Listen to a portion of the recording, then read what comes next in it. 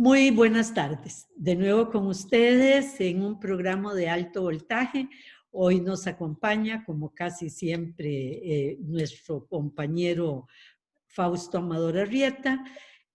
Tristes por la situación en la pequeña isla del Caribe de Providencia, que fue arrasada por un huracán 5, o sea, lo más grande que puede llegar un huracán, y eliminó el 95% de su infraestructura, pero también agradecidos de que haya perdido su fuerza a la hora de entrar a Nicaragua, Honduras, a Centroamérica, ya como huracán 3 o tormenta tropical. El tema que hoy nos ocupa es las relaciones internacionales del nuevo gobierno de los Estados Unidos. ¿Cómo ha cambiado la geopolítica? ¿A qué se va a enfrentar este gobierno de Biden? ¿Cuáles son sus retos? Pero también cuáles son los retos del resto del mundo en relación al nuevo gobierno de los Estados Unidos, ¿verdad? Porque no se trata, no es una sola vía, sino es una doble vía. Y Fausto, creo que la noticia más importante en el campo internacional en las últimas semanas ha sido la firma del Tratado de Libre Comercio y de Relación entre 11 estados del Asia. 14 y China. 14 y China. Esto es el más grande tratado que se ha firmado hasta ahora en la historia y realmente pone a China en una situación de seguridad muy importante en los tiempos que se avecinan. Muy buenas tardes, Fausto.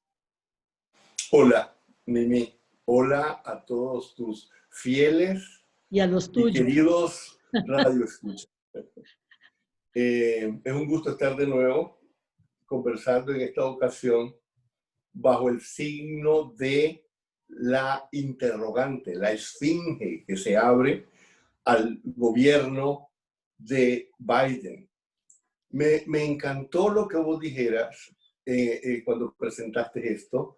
Dijiste una cosa muy, ¿cómo te diría? Muy complementaria. Tu presentación fue muy complementaria porque dijiste los retos de Biden y los retos del mundo frente a Biden. Es correcto.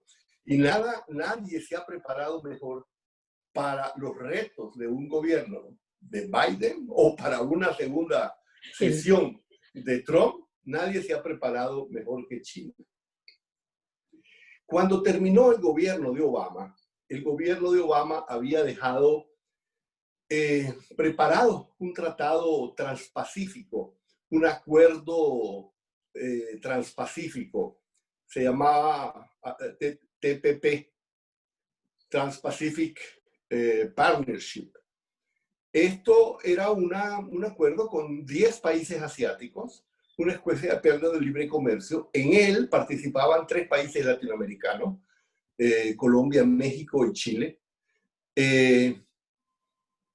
Y eso, ¿qué es lo que estaba haciendo Obama? Obama entendió perfectamente que no era con sanciones o con guerras económicas con las que se enfrentaba uno a una potencia tan poderosa como China, sino con alianzas, creando una barrera de acuerdos comerciales que permitieran algo tremendamente importante en acuerdos comerciales amplios, que es el proceso de imposición de la estandarización, o sea, el crear cuáles son los estándares de funcionamiento del comercio.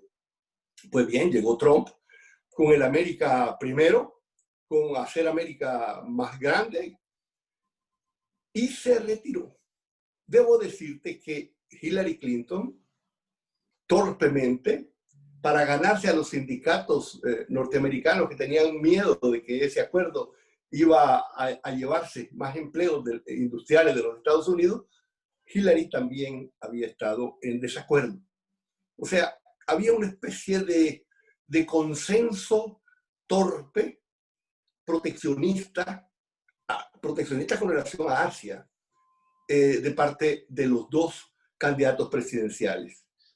Es una verdadera lástima porque Hillary había sido como secretaria de Estado, había sido la que había llevado a cabo, dirigido el acuerdo transpacífico, y luego como candidata se estaba retirando de él.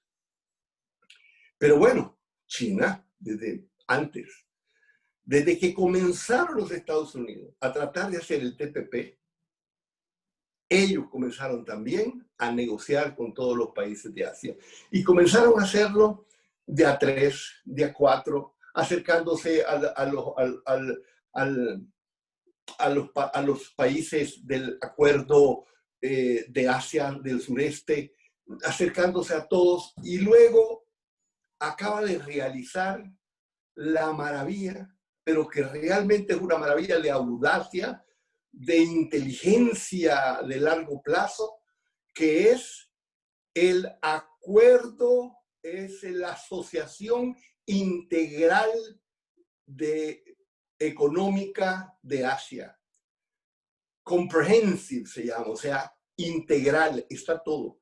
Entra todo tipo de elementos, propiedad intelectual, entra comercio electrónico, entran servicios, y lógicamente bienes.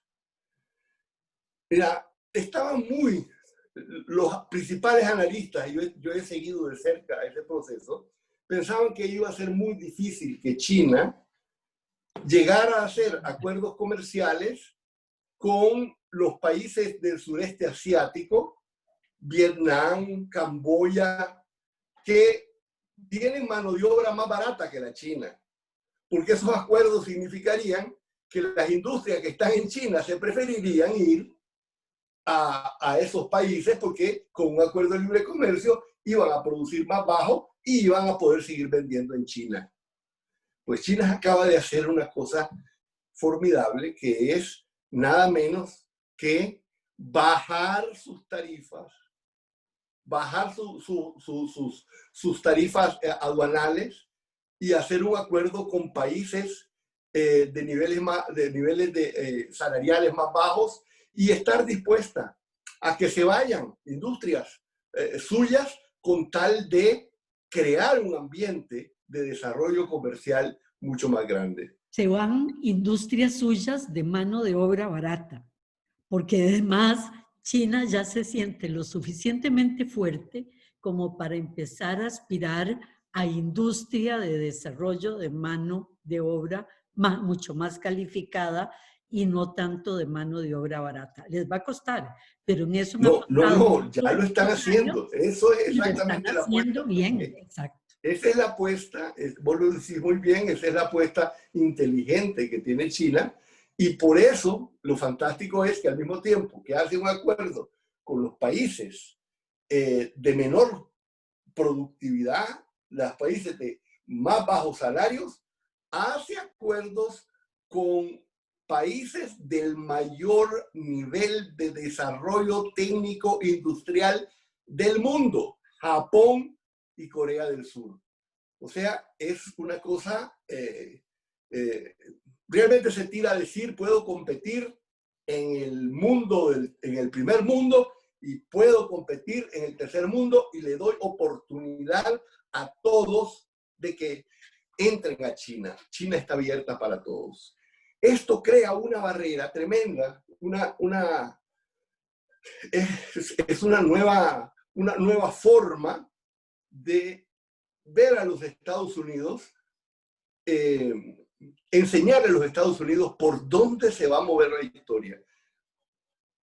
Son 2.200 millones de almas que están metidos en este tratado, que en países que en su conjunto producen el 29% del PIB mundial y que son responsables del 30% del comercio mundial. Si nosotros comparamos, es semejante. Todos. O sea, que están en un momento en que todas sus economías van en ascenso. Es interesante. No entró India. No entró India porque India tiene miedo de que hacer un tratado de eso se va a ver inundado de productos más baratos que los que produce. Pero te quiero decir que yo no sé cómo puede India verse más inundado, porque en estos momentos tiene un déficit comercial de $60.000 millones con China. O sea, China exporta 60.000 millones de dólares más de lo que importa de India. ¿Será Y solo por además, este argumento que fue el que señalaron, el que se ha señalado por la India y por los analistas? ¿No hay más argumentos ahí históricos, culturales también que hacen que tanto la India como China le sea más incómoda una relación? es correcto, hay dos fundamentales, pero no son los más importantes. Uno es que recientemente se enfrentaron militarmente, tuvieron un enfrentamiento militar en la zona esta que ha sido siempre de conflictos, allí en las altas montañas fronterizas, ¿verdad? Otro es el hecho de que de alguna manera culturalmente se resiente la persecución que se ve y que hace China de ciertas minorías religiosas que son fuertes en la India. Pero lo más importante desde el punto de vista comercial, y es lo que se pierde la India, es que India es la primer potencia del mundo en servicios. No existe país del mundo con mayor capacidad de servicio. Y este tratado les estaba abriendo el mercado de China a los servicios empresariales de la India. Claro. De forma que en estos momentos lo que le dijeron fue, van a entrar. Entonces hicieron una provisión en el acuerdo diciendo, cuando usted quiere solo firma y es miembro. Excelente. O sea, Excelente, porque la India está en este momento con un gobierno conservador, bastante reaccionario, con populista. con falta de imagen, de visión global que le impide tomar, como decís vos, una riqueza que tiene ahí enfrente que la podría hacer avanzar enormemente. Pero bueno, el gobierno no es eterno. El próximo gobierno posiblemente de la India va a entrar en este Y acuerdo. viendo las cosas desde el punto de vista de los Estados Unidos, debemos de tomar en cuenta que Estados Unidos sigue siendo un mercado fantástico China. para China. Con todo y las guerras comerciales, en realidad el déficit comercial de los Estados Unidos con China está en su récord histórico. Todavía los Estados Unidos compran en exceso, tienen un déficit comercial con China de 400.000 millones de dólares. Y ese 400.000 millones de dólares es la mitad del superávit comercial de China. O sea, China sabe que la dependencia de los Estados Unidos, del mercado de los Estados Unidos, es una gigantesca vulnerabilidad. Y si bien el siguiente gobierno probablemente no va a ser tan brutal como el de Trump, tampoco está abierto a los productos chinos. En Estados Unidos ya el público ha estado demasiado contaminado con el vocabulario de Trump. Digamos que la mitad de Estados Unidos que votó por Trump, muchos de ellos ahora estaba viendo razones por las que votaron por Trump, que hay de todo tipo, pero una que es común a casi todos, se le enfrentó a China. En el imaginario norteamericano, que haya otra potencia que compita y que le esté ganando a Estados Unidos es impensable. Eso hay que eliminarlo ya porque American First, ¿verdad? Entonces, eso está en la mitad de la población de Estados Unidos totalmente enraizado, pero en el resto también existe la preocupación de que un poderío muy grande de China limite las acciones políticas, económicas de los Estados Unidos. Mira, Mimi, es muy interesante lo que vos decís, porque el análisis, vos lo planteaste exactamente como es, ideológico. Resulta que los que votaron por Trump, pensando que Trump se había enfrentado a China, son las regiones que más han sido afectadas económicamente por las relaciones con China. Es interesante que votaron por Trump, sobre todo por razones económicas, los lugares que menos se habían beneficiado económicamente del gobierno de Trump. Es una disfunción, es una disfunción mental, es esa cosa que pasa a veces cuando uno piensa que existe lo que no existe. Es una fantasía ideológica que se convierte en un serio prejuicio. Pero eso nos vamos entonces, desde el punto de vista de Biden, Biden debería llegar listo para enfrentar ese tremendo reto de una China empoderada en Asia, que está haciendo una tremenda, que está teniendo un tremendo auge económico. Pero, y resulta que el pobre Biden no va a poder, llega con las manos amarradas para poderse enfrentar a eso por dos grandes razones. Una, porque una de sus fuerzas fueron los sindicatos, y los sindicatos demócratas siempre han estado en contra del libre comercio. Y la segunda es porque sus principales preocupaciones van a estar pegadas a la política interior. Entonces, llega Biden en una China que se empodera, él debilitado políticamente y además debilitado ideológicamente por los sindicatos, que son uno de sus principales sostenes. Pero antes de entrar a Biden y Biden en relación a China, el gobierno de Biden, pues en relación a China, algunos elementos antes sobre China que son muy interesantes. Una, China tiene dos herramientas poderosísimas para lograr acuerdos como el que acaba de firmar, pero no solo esos acuerdos, para su influencia en toda la zona de África y en algunos puntos importantes de América Latina. Una es el Banco de Desarrollo Chino, que perdón por no acordarme del nombre, pero que es préstamos para el desarrollo que deja a Banco Mundial, a BID, a todos chiquititos, ¿verdad? Y que segundo, tienen mucho más facilidades a la hora de acceder a préstamos en ese banco. Y el desarrollo de la infraestructura en los países en vías de desarrollo, la ruta de la seda. No solo en los países en vía de desarrollo, también la ruta de la seda pasa por Rusia y Europa, ¿verdad? Entonces, hay una tercera, que ya no es una herramienta, sino algo importante que siempre hay que tener en cuenta cuando se analiza China, y es que China no tiene, y lo hemos dicho en otros programas, carácter imperial, ni historia imperialista. Todo lo contrario. China siempre se ha cerrado sus fronteras al resto del mundo. No quiere que el resto del mundo se meta con ellos. Y su relación con el resto del mundo siempre ha sido de cooperación, de comercio esencialmente, y cooperación, ¿verdad? Entonces, eso le hace características muy distintas a todo lo que maneja el Estados Unidos en relación a los mismos países en desarrollo del resto del mundo. Hay que tomar en cuenta que China ha aprendido de los graves errores de Occidente.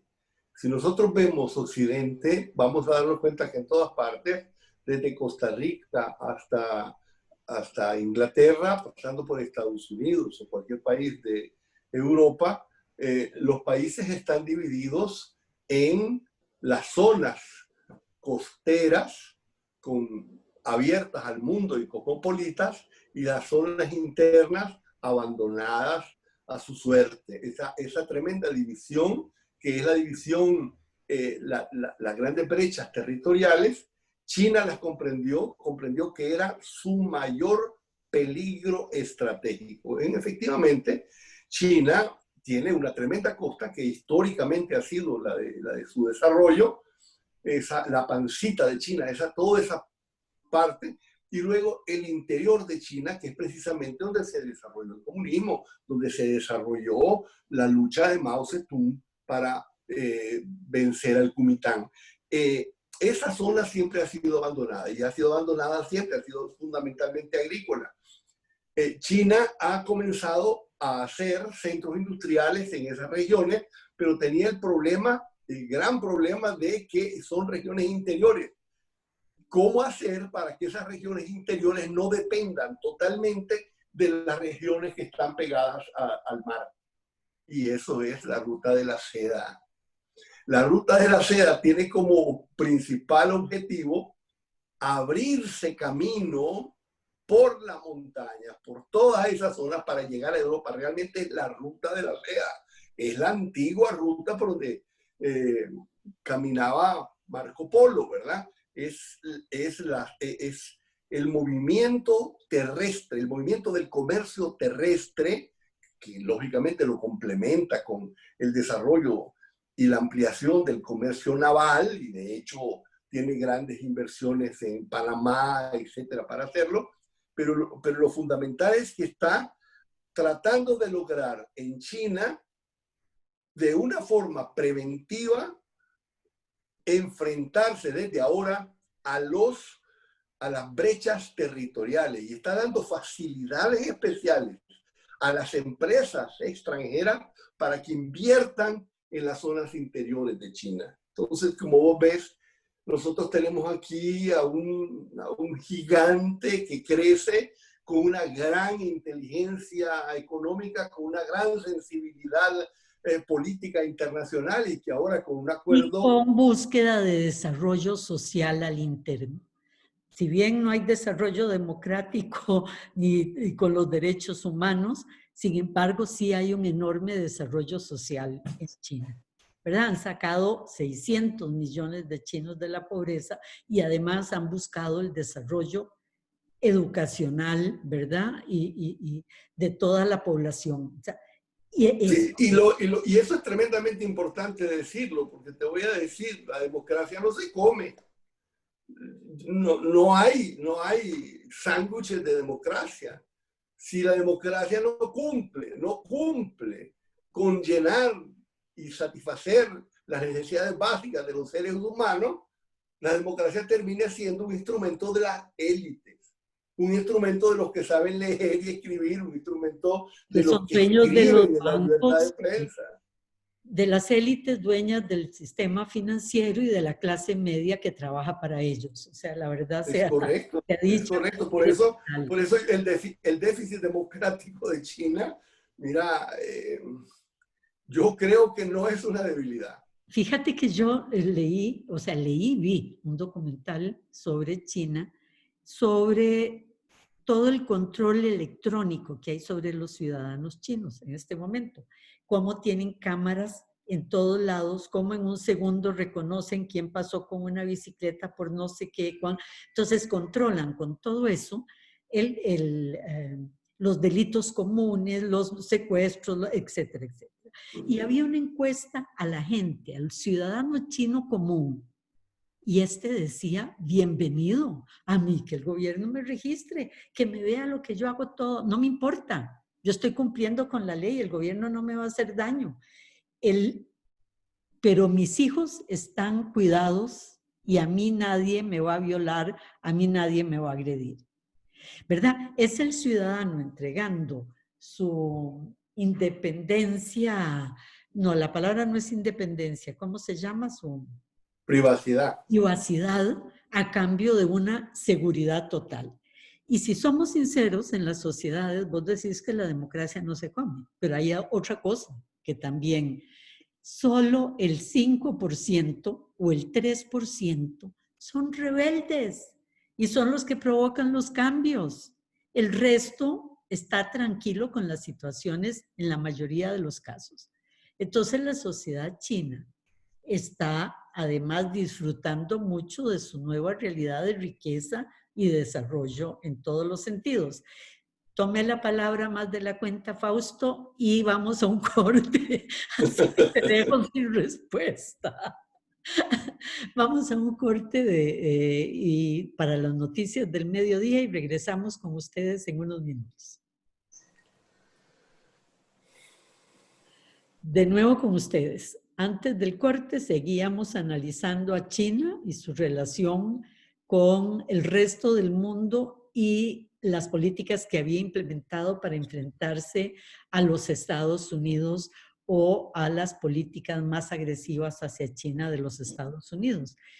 Quedamos en eso. No sé si tenemos más que hablar de China. Yo creo que sí, porque en estos momentos que estábamos hablando de democracia y de seguridad, pareciera que nosotros hablamos del ser humano como si hubiera un único ser humano, como si En realidad lo que existen son culturas, diferentes culturas. Y nosotros hablamos de la privacidad y de derechos individuales como si eso fuera un fenómeno universal. En realidad hay que entender la diferencia que hay entre las culturas de lo que son los grandes imperios hidráulicos y las culturas de los que son los imperios militares terrestres individualistas. Nosotros venimos de la Roma conquistadora. Ellos, los imperios hidráulicos, son aquellos que se forman cuando gigantescas masas de agua inundan los terrenos y esa inundación de terrenos hace que se fertilicen. Después de que son fertilizados, se produce una cosecha, pero entonces las lotes de tierra no son individuales, son de colectividades. Y después tienen que ser repartidos. No pueden ponerle cerco al agua que los inunda. Los grandes imperios hidráulicos crean y desarrollan una cultura comunitaria tremendamente fuerte. En China ese es el caso. En China existía el régimen confucionista de desarrollo de los liderazgos. No era por elecciones. Muchas familias escogían a la persona, al niño más inteligente y daban todo su dinero y todos sus bienes para que él pudiera estudiar y pasar el examen confucianiano. O sea, la cultura china tiene una visión del individualismo totalmente diferente, porque para ellos el elemento comunitario es primario, a diferencia de Occidente. Entonces, para ellos, ellos están en condiciones de ver el beneficio colectivo como un bien superior a los beneficios individuales. Volvamos a Biden, ahora sí, y el gobierno de los Estados Unidos y sus retos en sus relaciones internacionales. Ya vos muy bien dijiste, está muy maniatado Biden en sus relaciones antes de comenzar el gobierno, en sus relaciones con China, tanto por los sindicatos, dijiste, de los Estados Unidos, que exigen medidas drásticas, ¿verdad? Como por una realidad económica que también se impone, que es el libre comercio que el mismo Estados Unidos fomentó en el mundo y que sostiene la mayoría de su economía. Es correcto, y adicionalmente tiene la tremenda debilidad de que tiene que concentrarse en lograr resultados con un Congreso que no le va a hacer, no necesariamente, vamos a ver qué pasa en Georgia, pero que probablemente le va a ser adverso.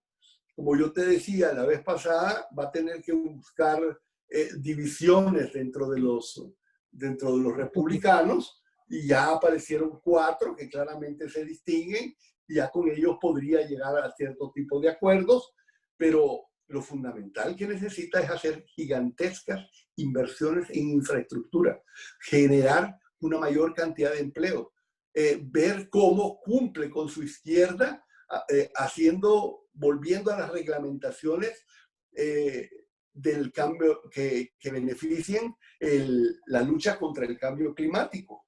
Y todas estas cosas van a tener que verse enfrentadas a las empresas que quieren funcionar sin esas restricciones. Va a tener que ver qué hace con el carbón, el fracking, todas esas cosas. Ella va a tener que dirigirse a una industria que no sea del petróleo. Va a tener que hacer tantas cosas que realmente va a tener las manos llenas. Combatir el COVID y reformar el sistema de salud en Estados Unidos. No tiene muchos retos. Es decir, tiene tantos retos que estaba leyendo y los recomiendo a todos nuestros oyentes. Le comentaba a Fausto antes de iniciar el programa, la carta de Michael Moore a Biden. Michael Moore es el cineasta que nos sorprendió a todos con aquellos documentales como Columbine, el del rifle, de la ley de posesión de armas en Estados Unidos, es como el niño rebelde que ha mostrado con enorme veracidad y con documentación e investigación la cara oculta de las cosas que están mal en Estados Unidos. Bueno, Michael Moore le escribe una carta y le dice todo lo que le está diciendo Biden, ¿verdad? Y dice, pero termina diciendo, por dicha confío en él, y da dos elementos por los cuales confía en él. Dice, venía Biden, y perdón por tomar este minuto, pero es que fue muy simpático. Dice que la gente de izquierda no confía en Biden, que no cree que va, del partido de Biden, que va a llevar adelante estos cambios, y que por supuesto todos eran de Sanders, incluyendo a Michael Moore, pero que lo vio, que lo entrevistó, y pensó que alguien con una dentadura tan buena como venía de la clase obrera, que tenía sus dudas, y segundo, pero pone algunos elementos por los cuales confía en él. Y dice, ya terminé de confiar en él porque venían a una discusión política y había una pareja tratando de controlar a un niño que lloraba mucho. Todos los políticos siguieron adelante. Biden se devolvió y le dijo al chiquito que se calmara, que no había problema. El chiquito lo vio con cara de susto y le dijo, pero además, si te calmas, te voy a regalar un helado. Y el chiquito hizo cara de muy bien, sacó $5 y le dijo, mira, con estos vas con tus papás a comprarte el helado cuando termine la reunión, pero te quedas tranquilito mientras hay reunión. El chiquito cogió los $5. Dice Michael Moore que él vio eso, que nadie más, porque era una cuestión, y que él quiere volver a esos Estados Unidos naif, o sea, ¿verdad? Con cierta cursilería, pero donde un cono de helado es muy importante. Es muy lindo, les recomiendo la lectura, no por estas anécdotas, sino por el análisis que hace de los retos que tiene en el desarrollo económico y social Biden, que son muchos.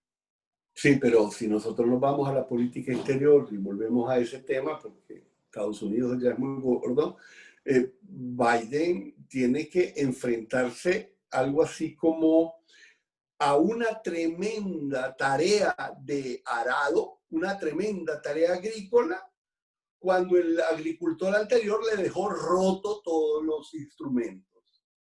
Le dejó rota la pala, le dejó roto el pico y le dejó roto el arado. Y le puso Es decir, piedras y le puso además piedras en el... Y además le puso piedras. Es decir, pero la cuestión del instrumental es importante.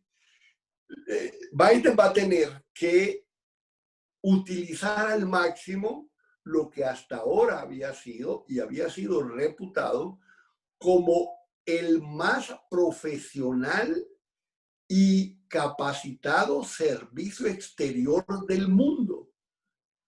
El Departamento de Estado era el mejor departamento de toda la administración, de todas las administraciones que han ocurrido. Y era lógico que así fuera por el lugar inmenso que tenía Estados Unidos en el mundo. En el Departamento de Estado existe, es increíble, existe una oficina de Costa Rica, una oficina, después hay una oficina de todo Centroamérica, hay una oficina general de toda América Latina, o sea, tiene el mundo dividido en pedacitos. Y si vos vas a la oficina de Costa Rica, que yo he estado, te vas a dar cuenta que ahí hay responsables que están viendo cada uno de los aspectos de Costa Rica.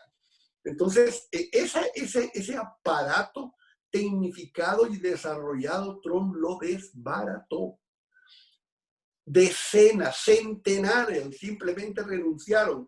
A otros nunca lo volvió a ver. El aparato del Departamento de Estado que ahora Biden necesitaría para restablecer todos los lazos y volver a tener una política exterior de carácter profesional está diezmado. Y las tareas que tiene son inmensas, porque Europa, vos no podés llegar a Europa después de haberla estado insultando durante 4 años y decirle, mira, ya no te voy a insultar, porque Europa ya aprendió su lección. La lección de Trump es una lección buena para Europa, no es mala lección. Yo me siento feliz que Europa entienda que no puede dar por sentado que los Estados Unidos van a ser buenos. los Estados Unidos pueden ser muy malos. Y tiene que prepararse Europa a defenderse por sí misma, y tiene que saber Europa que tiene su propio lugar en el mundo y no puede estar dependiendo todo el tiempo de los Estados Unidos. Una dura. Europa perdió a Estados Unidos y perdió a Inglaterra a los anglosajones. Pero estoy de acuerdo con vos, es bueno para Europa, porque Europa tuvo que volver a reorganizarse y pensarse. Así es. Y la verdad es que los ingleses nunca han estado tanto ahí. Mira, es la lección de Argentina. La doctrina Monroe, América para los americanos, en realidad fue una doctrina política sana. Surgió cuando fue derrotado Napoleón y se produjo la Santa Alianza, y las viejas potencias imperialistas que habían estado dominando América Latina pudieron comenzar a darse vueltas en la cabeza si iban a recuperar las colonias. En ese momento Estados Unidos dijo, un momento, cualquiera que se meta con uno de América Latina se mete con los Estados Unidos, está en guerra con los Estados Unidos. Entonces, Argentina, cuando llegó el conflicto con las Malvinas, dijo, doctrina Monroe, se tiró a invadir las Malvinas, y los Estados Unidos se pusieron con Inglaterra, lógicamente, y hundieron de una forma dramática el general Belgrano, el único acorazado viejo y lleno de sarro que tenía Argentina. O sea, la lección es que no te puedes atener a nadie. Y esa lección, Inglaterra ha estado más pegado a los Estados Unidos por cultura y por todo que a América Latina y que a Europa, ¿verdad? O sea, han sido realmente una unidad, pero es una unidad muy compleja, porque ahora Estados Unidos, que está rehaciendo sus lazos, se encuentra una Europa que la quisiera unida y está cortada. Pero segundo, Biden es irlandés. Es decir, su papá, su abuelo eran irlandeses. Y Biden ya en varias reuniones previas a la candidatura y todo, a ser electo, previo a ser electo, dijo que era imperdonable las cosas que estaba haciendo Inglaterra, que el Brexit era inaceptable y que en última instancia si Irlanda y Escocia querían separarse de parte de Irlanda y Escocia de Inglaterra, tenían todo su derecho. Eso deja muy mal parado al primer ministro inglés, ¿verdad? Que todo su aposte, incluso hasta de copiar las actitudes de Trump, lo dejan muy solitario en este momento en la política internacional. Es correcto. De hecho, a finales de año se va a concretar el Brexit y todavía no había claridad de si iba a ser un Brexit salvaje, brusco y sin acuerdo, o si iban a llegar a acuerdo. Y la gran disputa sigue siendo Irlanda. Si va a crear el gobierno de Inglaterra una frontera dura, es decir, una frontera donde se vigilen todos los movimientos entre las dos Irlandas o no. Y esto no es aceptable para la República de Irlanda porque ve otra vez dividido su país, y esto ahora no es aceptable tampoco para los Estados Unidos. Eso significa que van a estar en una mala situación. Y ahí está la piedra en el zapato de Escocia también, que está bastante tranquila, pero si lo de Irlanda llega a tener fuego, Escocia posiblemente se asocie con la República de Irlanda, ¿verdad? En alguna acción a tomar. Bueno, Europa además hay un elemento que no está en la Unión Europea, pero que sí está en relación a la política de Estados Unidos con Europa y el mundo, que es Rusia. Rusia con una relación especialmente buena con Trump, algunos diciendo que Trump fue bastante manipulado, bien manipulado por alguien tan experto como Putin en ese tipo de cosas, pero que está recuperando fuerza y que se está aliando con China para recuperar esa fuerza. Rusia. Es, en efecto, lo más grave que hizo Trump con relación a Europa es probablemente cómo abandonó terreno al avance ruso en varios campos. Abandonó terreno en Ucrania y mira, si Rusia no se ha anexado la mitad este de Ucrania, si no la ha anexado como lo hizo con Crimea, no es porque no quisiera o porque no pudiera, es porque esa es una zona tremendamente pobre, extraordinariamente deprimida y tendría que asumirla y no lo va a hacer. Pero prácticamente Rusia ha tenido total mano libre para armar hasta los dientes a los separatistas que están en esa zona y que todos son de referencia, origen, idioma y hablan ruso. Entonces, mientras Rusia arma a los separatistas ucranianos, Trump se pone a ponerle condiciones al presidente de Ucrania para darle armas. Y entre las condiciones que le ponía era que demandara a Biden. Entonces, ahí lo dejó solo. La segunda es en Oriente Medio, en Siria. En Siria, obviamente, todo lo que está pasando en Oriente Medio tiene como origen la guerra de Irak.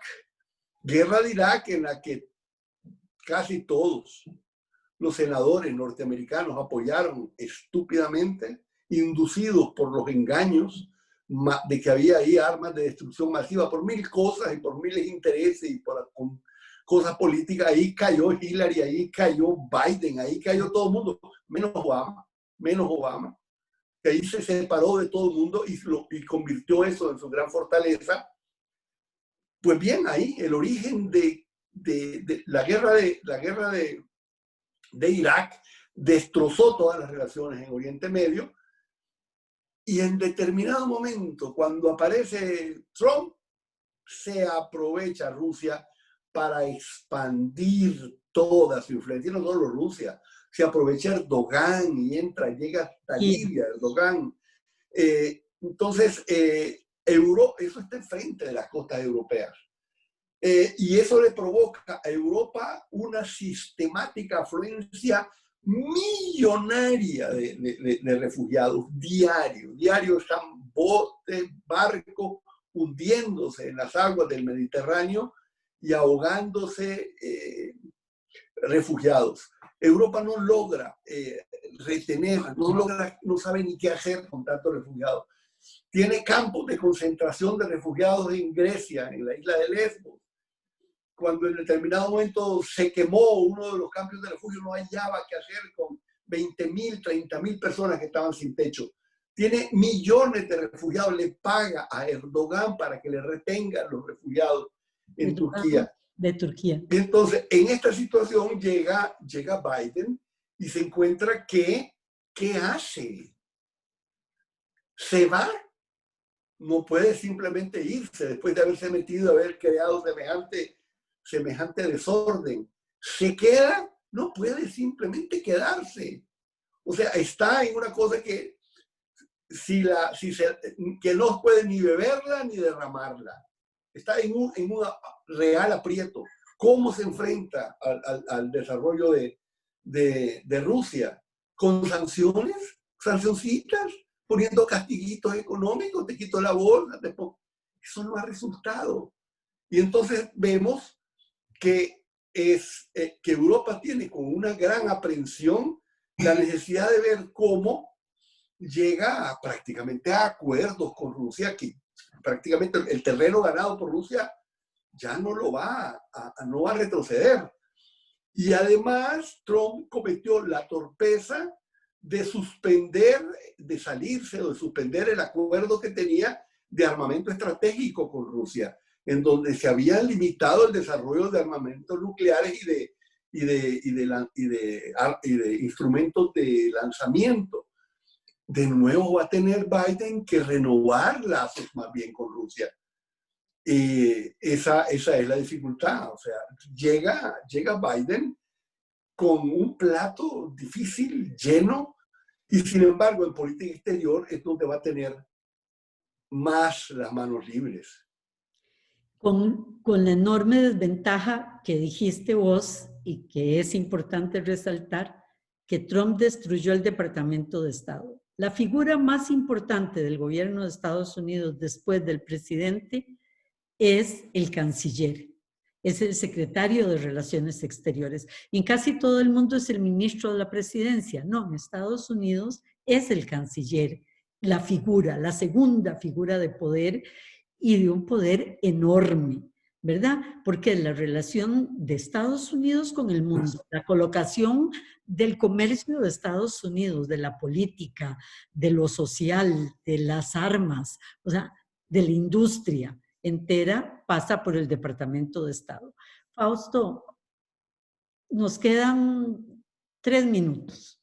Hoy se nos hizo como más cortito el tiempo, no sé por qué, pero nos quedan 3 minutos que te los cedo para que cerres.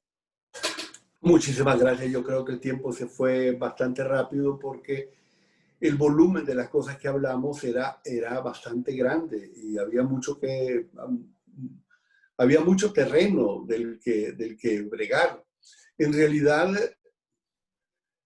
el mundo entero y nosotros en particular necesitamos llenarnos de esperanza porque no tenemos alternativa. Estamos saliendo de una de las mayores crisis, la mayor crisis económica del mundo desde la Segunda Guerra Mundial y todavía no existe claridad de cómo nosotros vamos a recuperarnos. Existe claridad de cómo algunos países tal vez puedan recuperarse. Japón, ya nosotros, para arriba. Japón, claro, por supuesto, China. China fue la primera que superó el problema y está está en una recuperación en B, ¿verdad? En una recuperación fantástica. Entonces, nosotros estamos tremendamente necesitados de una política exterior de los Estados Unidos, de algo que no hablamos, de que los Estados Unidos se recuerde que existimos. De repente desaparecimos del mapa. América Latina dejó de ser prioridad de ningún tipo. Hay un total desprecio al peso geopolítico de América Latina. ¿Qué es lo que haría que Estados Unidos pudiera volver la mirada y sentir que sus intereses están cerca de nosotros, que realmente tiene interés en cultivar esa amistad y en ayudarnos y en apoyarnos? No existe nada. El grado de preocupaciones que está teniendo el presidente de los Estados Unidos es tan grande que no veo ningún factor que llame la atención. Hay 2 factores y los 2 son negativos en su relación. Una es el crimen organizado, el narcotráfico, y otra es la migración. Son los 2 únicos temas por los que volverán a vernos, ¿verdad? Y en esos, tristemente, yo siento que Centroamérica fue vista como daño colateral, donde puede caer toda la cochinada y tener menos riesgo que estando en otras regiones, ¿verdad? Efectivamente, lo que vos vas a decir, realmente Trump nos trató como inodoro. Es decir, lo que hizo fue refugiados y todo ese tipo de cosas que se queden en Centroamérica, que ni siquiera lleguen a México. Y agarró a Guatemala y llegó a acuerdos con Guatemala para que retome a los refugiados. Efectivamente, nosotros estamos en una necesidad inmensa de tener políticas públicas que entiendan que no es de afuera que nos va a venir la salvación y que necesitamos buscar depender de nosotros mismos y antes que nada atender las grandes debilidades que nos tienen como estamos. Muchas gracias, Fausto. Terminamos acá. A todos ustedes, muy buenas tardes.